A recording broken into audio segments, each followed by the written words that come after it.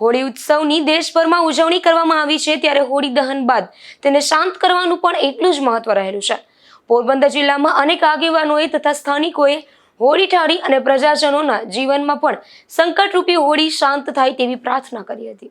ફાગણ સુદ હોળીના દિવસે હોલિકાની મદદથી હિરણ્યકશ્યપે પ્રહલાદને સળગાવવા પ્રયાસ કર્યો હતો, પરંતુ સમગ્ર બનાવમાં ઉલટું હોળિકા બળીને ભસ્મ થઈ ગઈ હતી અને પ્રભુ ભક્ત પ્રહલાદ અગ્નિમાંથી બહાર આવ્યો હતો અને તેનો બચાવ થયો હતો. કહેવાય છે કે ત્યારે હોલિકા દહન બાદ પ્રહલાદનો બચાવ થતા લોકોએ હોળી ઠારી અને શાંત કરી હતી અને કોઈના જીવનમાં સંકટરૂપી હોળી ન પ્રગટે તેવી પ્રાર્થના કરી હતી. ત્યારથી હોળી ઠારી અને શાંત કરવાનું પણ એટલું જ મહત્વ છે.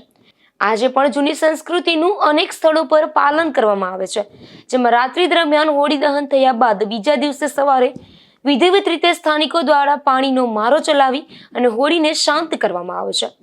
નિપુલ પોપટ સાથે અશોક થાનકી, ગુજરાત ન્યૂઝ, પોરબંદર.